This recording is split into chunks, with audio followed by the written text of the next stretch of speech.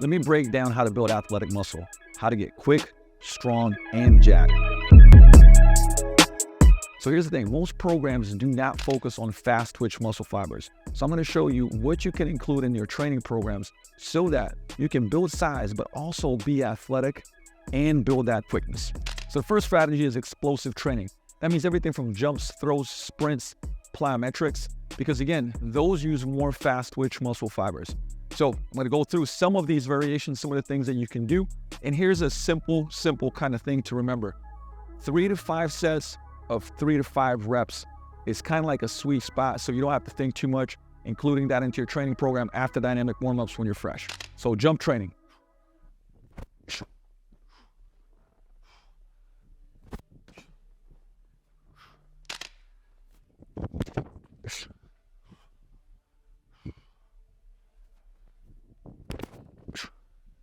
Different throw variations with medicine balls, which are great, multi-directional, but as an example, I'm going to do a vertical throw here.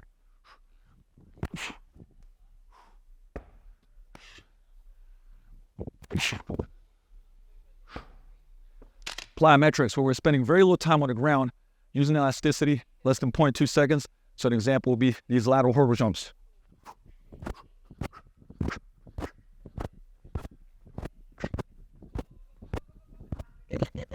Loaded jumps, so things like trap bar deadlift jumps, barbell jumps, and or even jumping lunges with different types of weights. Again, we can do that in a lot of different planes of motion, different exercises. But here's an example.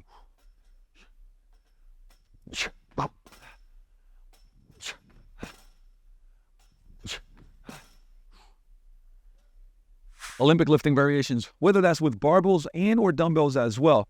But I'll just show one of the variations because it can also be derivatives. Right, so we're going to do a hang clean.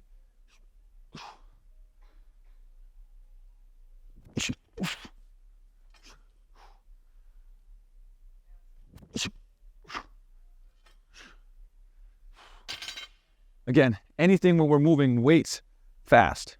Then we have dynamic effort lifting. So a good thing to think about is 40 to 60% of your 1 rep max, lifting it as fast as possible. All right, so I'll take a trap bar as an example here.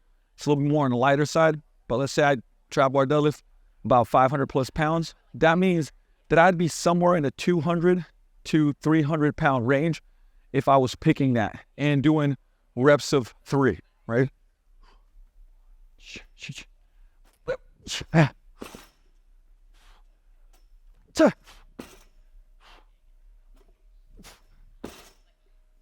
What's useful is also having something like output, like a VBT, a velocity-based monitor, so we see the speed of the bar and we can improve the speed of the bar and progress that.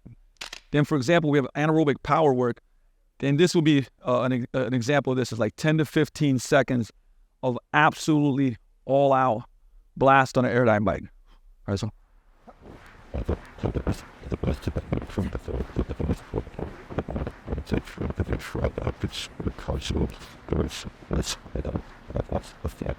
Oh, like that. So then we have the drop and catch method. I'll show a couple of different variations, but we're going to drop in a fast way and stop and decelerate the movement. So for example, if we look at this drop lunge. All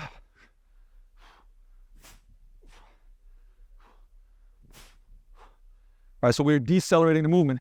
It could even be something like, for instance, I'm going a little heavier here than I usually would in this exercise. All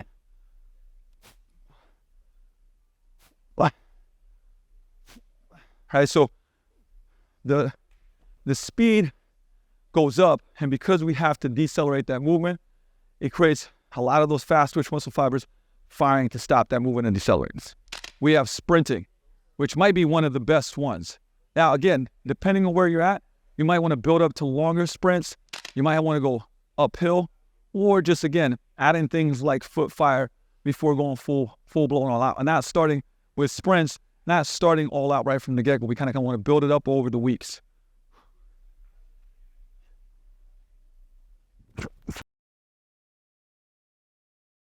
So strategy number 2 in building athletic muscle is going really heavy. Now, a lot of times a mistake, or should I say the mistake that's made in lifting, people will lift in that 70 to 80% of 1 rep max range, which is, you can get 6, 10 reps out, but we're not really getting those fast twitch muscle fibers included. What I'm talking about here is like 90% plus of your 1 rep max in doing 2 to 3 reps, but dominating it and not grinding it out. So that makes it's like a different approach to it.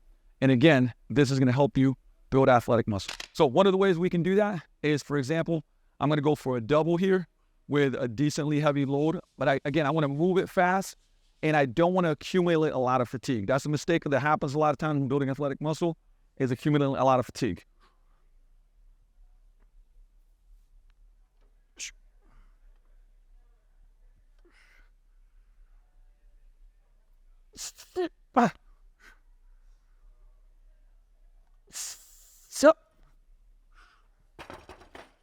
So moving the weight fast, dominating it, having a long enough break, doing 3 to 5 sets of 2 to 3 reps. So another approach is being able to do heavy partials. So this will be like basically a squat from the pins.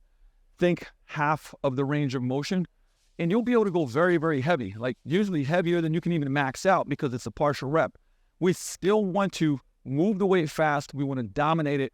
We don't want to grind, right?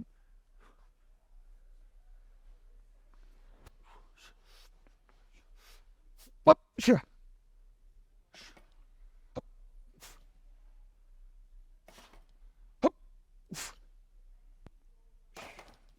So again, moving it fast, not accumulating fatigue.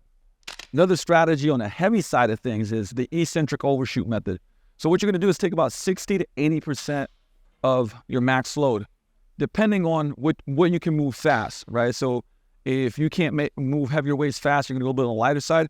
And then we're going to overload it with releasers. If you can have those, these are excellent. So we're going to have a very heavy load at the top. I'm going to control it all the way down. It's going to release, and I'm going to explode up with just 1 rep, right? Max 2 reps, but usually we're going to do 1 and then keep working up, keep making the releasers heavier and doing about 4 to 5 sets working up on that.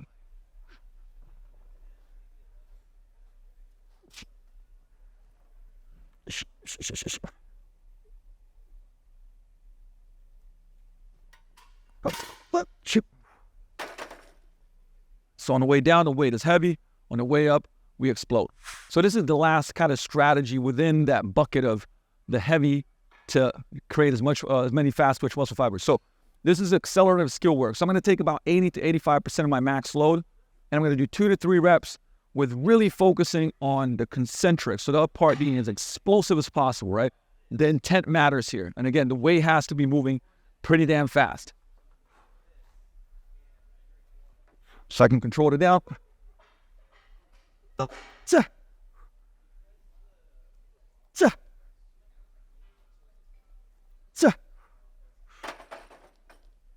Again, my thought process is trying to throw the weight. Again, another thing that's really helpful here, if we do have like a VBT monitor, velocity-based training, that shows us the speed of the bar, because then we can accelerate the speed of the bar and see that we're improving. The last of these buckets is using isometrics to increase fast twitch muscle fibers, which might seem counterintuitive because isometrics mean not moving the weight. But in this case, the strategies that I'll show have been proven to possibly increase fast twitch muscle fibers because we're going to recruit so many and it's in a safe position. So first one being overcoming isometrics. I'm going to do one of 2 things. Okay, either pushing into the bar for 6 seconds in an immovable object, 6 seconds as hard as I possibly can. Okay, the other approach is to do reps, and that's what I'm going to show you guys, right? Which is to push for 3 to 5 seconds as hard as I can, rest 5 to 7 seconds, and then repeat. So each rep is going to be 3 to 5 seconds, and that's what I'm going to show. Again, this is the strategy that I prefer. So pretend that, again, we're going to use bench in this situation. I'm going to come up into the bar, ram for a couple. So 1, 2, and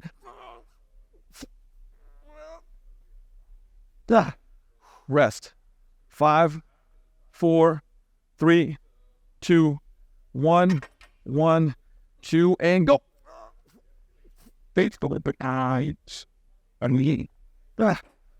5, 4, 3, 2, 1, 1, 2.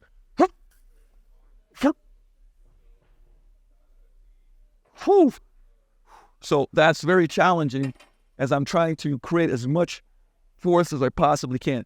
We can do that with split squats, deadlift, anything.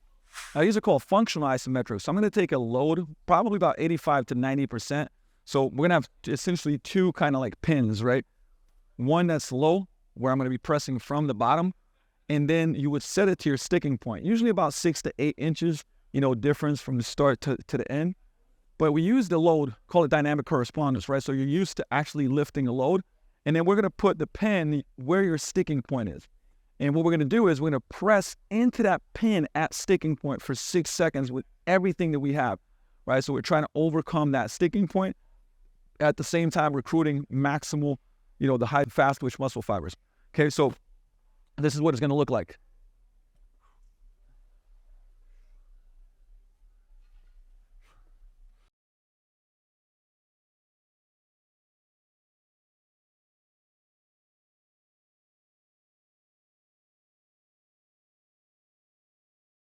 So for 6 seconds in that sticking point, I'm pushing as hard as possible. We'll do somewhere from 3 to 5 sets, maximum recovery. So the last part is loaded stretching, which kind of seemed contradictory because we're stretching. How does that, I would say, recruit fast twitch muscle fibers? Well, it's kind of like BFR, blood flow restriction training. What they found in studies that because we restrict oxygen, the oxygen restriction takes away the fuel source of slow twitch muscle fibers, which then shifts to the fast twitch muscle fibers working. So just like in that scenario, if we're doing long loaded stretches, we're talking about 1 minute to 1.5 minutes per set, and it's occlusion training. We're restricting that, I would say, oxygen coming into that muscle. We're getting that same effect. Now, there's two, I would say, parts that are important to this. One, we have to go to the extreme stretch position, and two, we have to hold maximal tension there for 1 minute to 1.5 minutes. So think total 3 minutes, 3 sets of 1 minute, or 2 sets of 1.5 minutes. So I won't do the full minute, but I'll show you guys. Again, I could also, because I can create tension in my elevated pigeon position here, I could also hold a weight. I actually like somebody pushing me into this position while I resist and drive into the pad. So if I was doing these in my program, I'd have somebody pushing me down here on my low back. I'm going into my end range right here. Ooh, spicy. Okay, now I'm going to start pushing into the pad. And my timer would go. So it's the extreme stretch position. And I'm maintaining that tension. And this gets very, very challenging.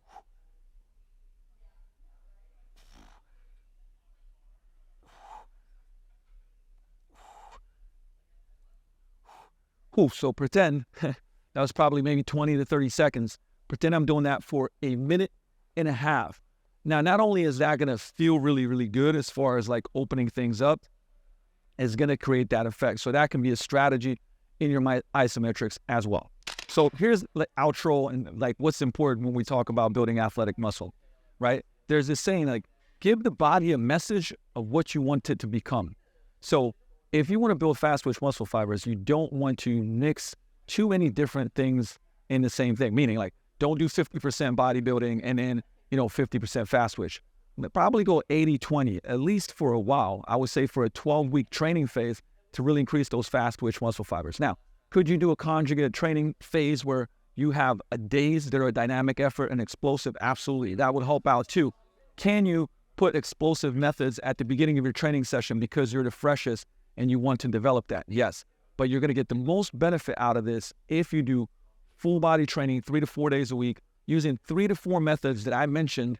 And again, spending most of your time, 70-80% of your time in using those things. Do not overdo it on volume. Do less than you think you should because you want to be fresh, you want to be explosive, you want to be fast. So use some of these strategies in your training. And if for more tips like this, make sure you follow this channel.